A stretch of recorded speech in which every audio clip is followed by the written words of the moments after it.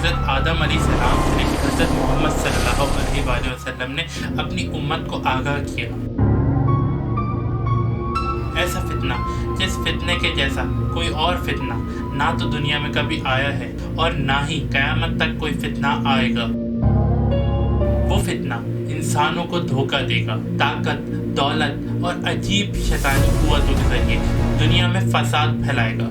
वो फितना है दज्जाल का फितना। लेकिन सवाल ये है, दज्जाल अभी कहाँ मौजूद है और किस हालत में है? इस सवाल का जवाब हमें एक हैरान कर देने वाली रिवायत से मिलता है।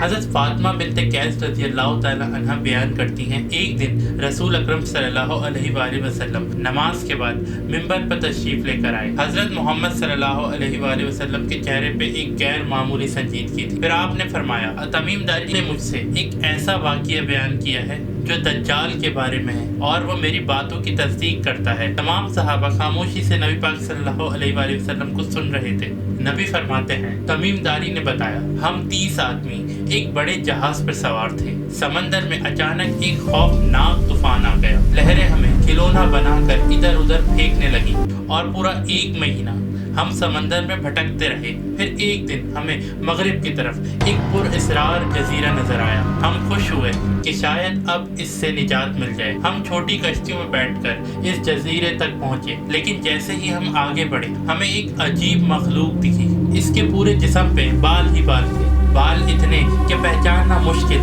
कि वो इंसान है या फिर जानवर। हम खौफज़दा हो गए और पूछा कि तू क्या चीज़ है?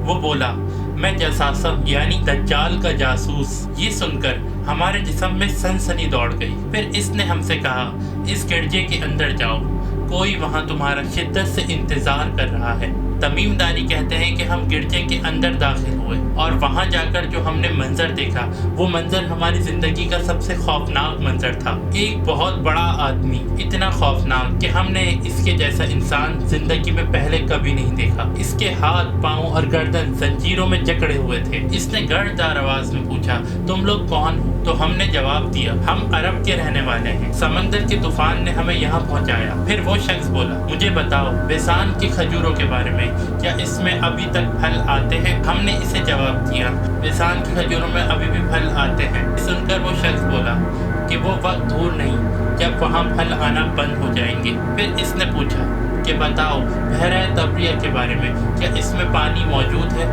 तो हमने इसे जवाब दिया, हाँ वहाँ बहुत ज़्यादा पानी मौजूद है। इसने हमसे कहा, वो वक्त दूर नहीं जब वहाँ पानी बिल्कुल ख़त्म हो जाएगा।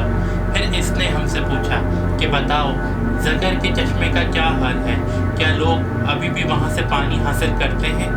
हमने जवाब दिया, हाँ वहाँ अभी भी पानी मौजूद है और लोग उससे अभी भी खेती बाड़ी के लिए इस्तेमाल करते हैं। वो कुछ लम्हे खामोश रहा और फिर अचानक इसने हमसे एक और सवाल किया, मुझे बताओ मक्का के उस नबी के बारे में, क्या वो आ गए हैं? हम सब हैरान रह गए। हमने कहा, हाँ वो आ गए हैं और वो अब मक्का से हिजरत करके मदीना तशरीफ़ ले जा चुके हैं। इसने फ़ौरन हमसे पूछा, क्या अरब के लोगों ने उनसे जंग की है? तो हमने जवाब दिया, हाँ अरब के लोगों ने उनसे जंग की है और वो अरब के लोगों पर गालिब आ चुके हैं और लोग तेज़ी से इनकी अतात कबूल कर रहे हैं। ये सुन के इसने कहा, अरब के लिए यही बेहतर है कि वो इनकी अतात कबूल कर लें। फिर इसकी आवाज़ अचानक तब्दील हो गई और इसने कहा, अब सुनो मैं तुम्हें अपने बारे में बताता हूँ, मैं दज्जाल हूँ। ये बात सुनते ही तमीम दारी और उनके साथियों के जिस्म कांपना शुरू हो गए। वो शख्स जंजीर में जकड़ा हुआ था, मगर उसकी आवाज़ में एक अजीब सा गुरूर था। उसने कहा, वो वक्त दूर नहीं जब मुझे यहाँ से निकलने की इजाज़त मिल जाएगी। फिर मैं यहाँ से निकलने के बाद पूरी दुनिया घूमूंगा और 40 दिनों के अंदर पूरी दुनिया का सफ़र करूंगा। कोई बस्ती ऐसी नहीं बचेगी जहाँ मैं दाखिल ना हो सकूं, सिवाय 2 शहरों के, मक्का और मदीना।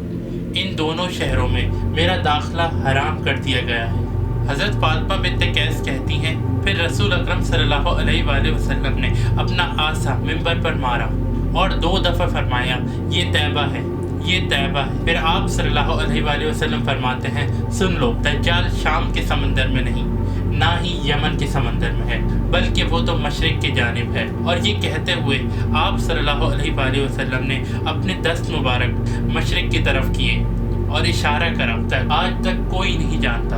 کسی کو معلوم نہیں ہو سکا کہ وہ پر اسرار جزیرہ کہاں ہے جہاں حضرت تمیم داری نے دجال کو زنجیروں میں جکڑا ہوا دیکھا۔ مگر دنیا میں ایسے بھی جزیرے ہیں جہاں پہ بہت سے لوگوں نے دجال کے ہونے کے بارے میں بہت سارے انکشافات کرے ہیں، جس کے بارے میں ہم اگلی ویڈیو میں بات کریں گے۔